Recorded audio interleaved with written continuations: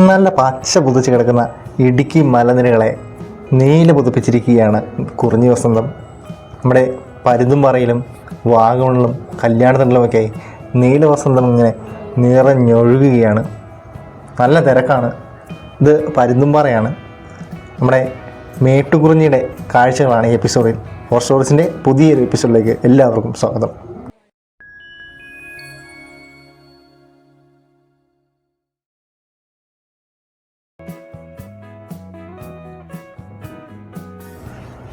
പരുന്തുംപാറ നമുക്ക് എല്ലാവർക്കും അറിയാവുന്ന സ്ഥലമാണ്.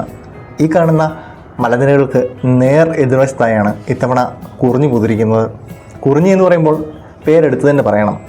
സ്ട്രോബിലിന്തസ് കുന്തിയാന എന്ന് പറയുന്ന നീലക്കുറിഞ്ഞിയല്ല ഇവിടെ പൂത്തിരിക്കുന്നത്, മറിച്ച് സ്ട്രോബിലിന്തസ് സിസലീസ് എന്ന് പറയുന്ന മേട്ടുകുറിഞ്ഞി എന്ന് പറയുന്ന നീലക്കുറിഞ്ഞിയുടെ അല്ലെങ്കിൽ കുറിഞ്ഞിയുടെ തന്നെ മറ്റൊരു വകഭേദമാണ്. ഈ കാണുന്ന ആളുകളെല്ലാം ഈ കുറിഞ്ഞിയുടെ കാഴ്ചകൾ കാണാനായിട്ട് വന്നവരാണ്. അതിമനോഹരമായൊരു കാഴ്ച തന്നെയാണ് ഈ ഒരു കുറിഞ്ഞി വസന്തം നമുക്ക് സമ്മാനിക്കുന്നത്. പരുന്തുംപാറ നമുക്കറിയാം. ഇങ്ങോട്ട് എത്താനായിട്ട് കോട്ടയത്തു നിന്നാണെങ്കിലും അല്ലെങ്കിൽ മറ്റു പ്രദേശങ്ങളിൽ നിന്നാണെങ്കിലും കട്ടപ്പനയ്ക്ക് പോകുന്ന വഴിക്ക് നമുക്ക് പരുന്തുംപാറ അല്ലെങ്കിൽ പാഞ്ചാലിമേടിന് ശേഷം പരുന്തുംപാറ നമുക്ക് കൃത്യമായിട്ട് കയറി വരാനായിട്ട് പറ്റും. അപ്പം പരുന്തുംപാറ എത്തിയിട്ടുണ്ടെങ്കിൽ റോഡരികിൽ തന്നെയാണ്. റോഡരികിൽ തന്നെ എന്ന് പറഞ്ഞാൽ പരുന്തുംപാറ എത്തുന്നതിന് ഒരു കിലോമീറ്റർ മുമ്പായി തന്നെ നമുക്ക് ഈ ഒരു നീല കുറിഞ്ഞി അല്ലെങ്കിൽ മേട്ടുകുറിഞ്ഞിയുടെ ആ ഒരു മനോഹര കാഴ്ചകൾ കാണാനായിട്ട് പറ്റും. നീലക്കുറിഞ്ഞി എന്നാണ് വായിൽ വരുന്നത്. കളറും കാര്യങ്ങളെല്ലാം അങ്ങനെയാണെങ്കിൽ പോലും ഇതിന് ശാസ്ത്രീയപരമായി പല വ്യത്യാസങ്ങളുണ്ടെന്നാണ് വിദഗ്ധർ അഭിപ്രായപ്പെടുന്നത്. അതുപോലെ തന്നെ ഇതൊരു സംരക്ഷിത ഒരു കുറിഞ്ഞി വിഭാഗത്തിൽപ്പെടുന്ന പൂവൊന്നുമല്ല. അതായത് നീലക്കുറിഞ്ഞി ഒരു സംരക്ഷിത വിഭാഗത്തിൽപ്പെടുന്ന ഒരു ചെടിയാണ്. എന്നാൽ ഈ കാണുന്ന സിസിലീസ് എന്ന് പറയുന്ന അല്ലെങ്കിൽ സ്ട്രോബിലിന്തസ് സിസിലീസ് എന്ന് പറയുന്ന ഈ മേട്ടുകുറിഞ്ഞി അങ്ങനെ ഒരു സംരക്ഷിത ഇനത്തിൽ പെടുന്ന ഒന്നല്ല. എന്നാൽ ഇതിനെയും അങ്ങനെ പെടുത്തണമെന്നാണ് പരിസ്ഥിതി ഗവേഷകർ പറയുന്നത്. നല്ല കോടമഞ്ഞൊക്കെ ഇറങ്ങിയിട്ടുള്ള അതിമനോഹരമായൊരു കാഴ്ചയാണ് നമുക്കിവിടെ വന്നാനായിട്ട് കാണാൻ പറ്റുക. കുറിഞ്ഞിയൊക്കെ പൂത്ത് വരുന്നതേ ഉള്ളൂ. അതുകൊണ്ട് തന്നെ നിങ്ങൾക്ക് ഇനിയും വന്നാൽ ഈ കുറിഞ്ഞി വസന്തം കാണാനാവും. നമ്മൾ ഈ ഒരു വീഡിയോ എടുക്കുന്നത് ഓഗസ്റ്റ് 15 തലേ ദിവസമാണ്. അപ്പം ഈ അടുത്തൊക്കെ നിങ്ങൾ വരുന്നുണ്ടെങ്കിലും നിങ്ങൾക്ക് ഈ ഒരു നീലക്കുറിഞ്ഞി വസന്തവും ഈ കോടമഞ്ഞെല്ലാം ഇതുപോലെ തന്നെ അല്ലെങ്കിൽ ഇതിലും കുറച്ചും കൂടി ശക്തിയായി ആസ്വദിക്കാനായിട്ട് കഴിയും. നിങ്ങൾക്ക് നോക്കിയാൽ മനസ്സിലാവും, പൂക്കളെല്ലാം വിരിഞ്ഞ് വരുന്നതേ ഉള്ളൂ. അതായത് ഇനിയും ഒരു കുറച്ചു കാലം കൂടി ഈ ഒരു മേട്ടുകുറിഞ്ഞി വസന്തം നിങ്ങൾക്ക് കാണാനായിട്ട് പറ്റും. പരുന്തുംപാറ കൂടാതെ ഇടുക്കിയുടെ വാഗമൺ മലനിരകളിലും അതുപോലെ കല്യാണത്തണ്ടിലും കാൽവരിമുണ്ടിലും എല്ലാം നമ്മുടെ ഈ മേട്ടുകുറിഞ്ഞികൾ പൂത്തിട്ടുണ്ട്. അത്യാവശ്യം മനോഹരമായൊരു കാഴ്ച തന്നെയാണ് ഈ കുറിഞ്ഞികളിങ്ങനെ ഒരു മലകൾ കീഴടക്കി ആ മല മുഴുവൻ നീല പുതപ്പിച്ച് കിടക്കുന്നത് കാണാനായിട്ട്. ഇത് കാണാനായിട്ട് ഒരുപാട് സഞ്ചാരികളും എത്തുന്നുണ്ട്. നല്ല കോടമഞ്ഞുള്ള സമയം കൂടിയാണെങ്കിൽ അതിമനോഹരമാണ് ഈ കാഴ്ചകൾ. ഒരു മല മുഴുവൻ ഇങ്ങനെ കുറിഞ്ഞി പൂത്ത് കിടക്കുകയാണ്. ഈ പൂക്കൾ പകുതിയും മുട്ട് വിരിഞ്ഞ് വരുന്നതേ ഉള്ളൂ. അതുകൊണ്ടാണ് ഞാൻ ആദ്യമേ പറഞ്ഞത്, ഇനിയും കുറച്ച് നാളും കൂടി വലിയ മഴയൊന്നുമില്ലെങ്കിൽ ഈ കുറിഞ്ഞിപ്പൂക്കളെ നിങ്ങൾക്ക് ഇതേ ഭംഗി തന്നെ കാണാനായിട്ട് പറ്റും. അതല്ലെങ്കിൽ കുറച്ചുകൂടി നമ്മളിത് നശിപ്പിക്കുക ആണ് ചെയ്യുന്നത്, പറിച്ചുകൊണ്ട് പോകുന്നത്. ചിലപ്പം വീട്ടിൽ കൊണ്ടുപോയി നട്ടു വയ്ക്കാമെന്നുള്ളൊരു ആഗ്രഹത്തിൻ്റെ പുറത്തായിരിക്കും അവർ ചെയ്യുന്നത്. ആരും ചെയ്യുന്നത് മോശമാണെന്നല്ല, അവരതിൻ്റെ ഒരു വശം മനസ്സിലാക്കുന്നില്ല എന്നുള്ളതാണ്. എന്നാൽ മേട്ടുകുറിഞ്ഞിയെ അപേക്ഷിച്ച് നീലക്കുറിഞ്ഞിയെങ്ങാനുമാണ് പറിക്കുന്നതെങ്കിൽ വീട് എത്തുമെന്നുള്ളത് സംശയമാണ്. കാരണം സംരക്ഷിത ഇനത്തിൽ വിടുന്ന ഒരു ചെടിയായതുകൊണ്ട് തന്നെ നീലക്കുറിഞ്ഞി പറിക്കുന്നത് ശിക്ഷാർഹമാണ്. അതിലെ വന്യജീവി സംരക്ഷണ നിയമത്തിൻ്റെ പരിധിയിൽ ഇത് വരികയും ചെയ്യും. അതുകൊണ്ട് 12 വർഷത്തിലൊക്കെ പൂക്കുന്ന നീലക്കുറിഞ്ഞി ഇനി പൂക്കുമ്പോഴാണെങ്കിൽ പോലും ആരും അത് പറിക്കാതിരിക്കുക. അതുപോലെ തന്നെ നിയമമില്ലെങ്കിൽ പോലും ഈ കാണുന്ന ചെടി ഇങ്ങനെ നിന്ന് കാണുന്ന ഭംഗി ഒരിക്കലും കയ്യിൽ പറിച്ചെടുത്താൽ കിട്ടത്തില്ല. അപ്പം കഴിവതും നമ്മൾ ഇത് ഇങ്ങനെ തന്നെ സംരക്ഷിക്കുക. ഞാനിത് ഒരുപാട് പേര് ഇവിടെ നിന്ന് പറിക്കുന്നത് കണ്ടു. അതുകൊണ്ടാണ് ഈ വീഡിയോയിൽ ഇത്തിരി ഡീപ്പായിട്ട് തന്നെ അത് പറിക്കരുത് എന്നുള്ളത് ഞാൻ ഷെയർ ചെയ്യുന്നത്.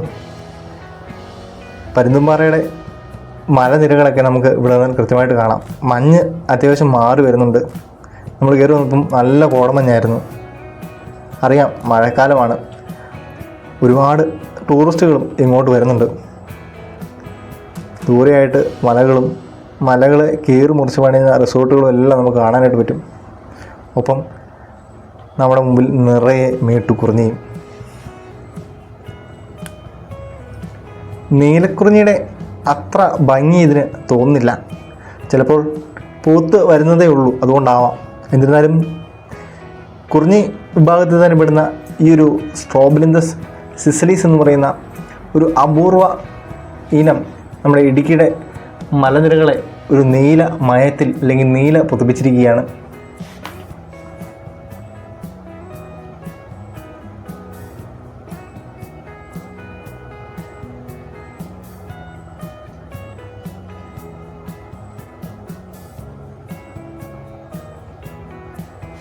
ഇടുക്കിയുടെ മലയോരങ്ങളിൽ ആദ്യമായിട്ടാണ് മേട്ടുകുറിഞ്ഞി വസന്തം തീർക്കുന്നത്.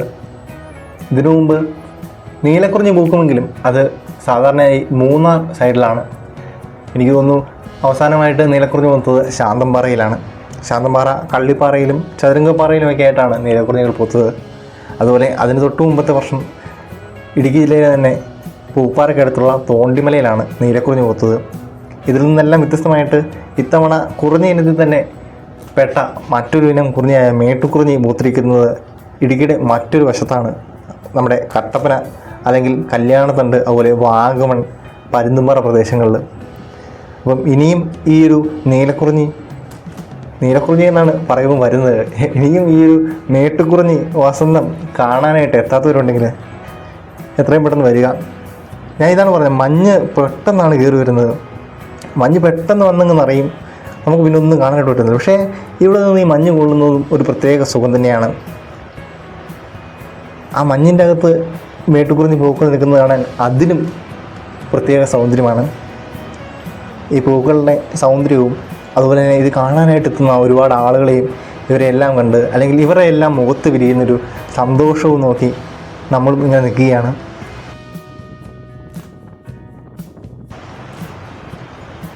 കോടമഞ്ഞ് താഴെ നിന്ന് അടിച്ചു കയറി വരികയാണ്. ദൂരെയായിട്ട് നമുക്ക് പരുന്തുംപാറ മലനിരകൾ കാണാം. താഴെ ഇഷ്ടംപോലെ വാഹനങ്ങൾ എത്തിയിട്ടുണ്ട്. നമ്മൾ കയറി വന്ന മല നിറയെ ആളുകളാണ്. ഈ മലയുടെ മേൽഭാഗം മുതൽ കീഴ്ഭാഗം വരെ ഒരു സൂചി കുത്താൻ ഇടമില്ലെന്ന് പറയുന്ന കണക്കിന് ആളുകളാണ്. എല്ലാവരും ഫോട്ടോ എടുക്കുന്ന തിരക്കിലും മറ്റുമാണ്. തമിഴ്നാട്ടിൽ നിന്നും അന്യ സംസ്ഥാനങ്ങളിൽ നിന്നെല്ലാം ഒരുപാട് ആളുകൾ എത്തുന്നുണ്ട്. ഈ എത്തുന്നതിൽ പലരും ഈ കുറിഞ്ഞി ചെടികൾ കയ്യോടെ പറിച്ചു കൊണ്ടുപോകുന്നത് കണ്ടു. അവരൊന്നും വീഡിയോ ഞാനിതിൽ ഉൾപ്പെടുത്തുന്നില്ല. എന്നിരുന്നാലും അത്തരത്തിലുള്ള പ്രവണതകൾ ഒഴിവാക്കേണ്ടത് തന്നെയാണ്. അതുപോലെ തന്നെ നമ്മൾ ശ്രദ്ധിക്കേണ്ട കാര്യമാണ് പ്ലാസ്റ്റിക്. ഏതായാലും ഇവിടെ ഒരുപാട് പ്ലാസ്റ്റിക് ഞങ്ങൾ ചെന്നപ്പോൾ ഉണ്ടായിരുന്നില്ല. കാരണം ഞങ്ങൾ ചെല്ലുമ്പോൾ ഈ ഒരു കുറിഞ്ഞി പൂത്ത് ഒരുപാട് ആളുകൾ എത്തി തുടങ്ങുന്നതേ ഉള്ളൂ.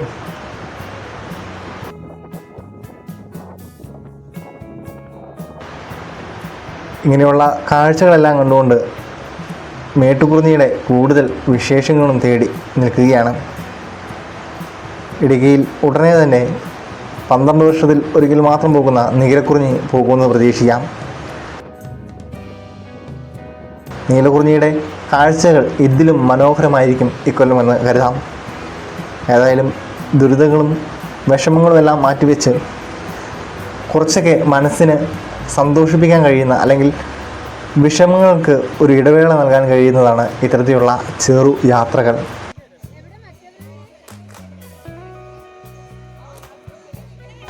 മേട്ടുകുറിഞ്ഞിയുടെ വിശേഷങ്ങൾ ഇഷ്ടപ്പെട്ടുവെങ്കിൽ നമ്മുടെ ചാനൽ കാണുന്ന ആളുകൾ ഇനിയും സബ്സ്ക്രൈബ് ചെയ്യാത്തവരുണ്ടെങ്കിൽ ഒന്ന് സബ്സ്ക്രൈബ് ചെയ്യുക, നമ്മളെ സപ്പോർട്ട് ചെയ്യുക.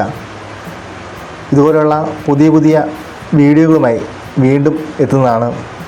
അപ്പം പരുന്തുംപാറയിലെ മേട്ടുകുറിഞ്ഞി വിശേഷങ്ങൾ എല്ലാവർക്കും ഇഷ്ടപ്പെട്ടെന്ന് കരുതുന്നു.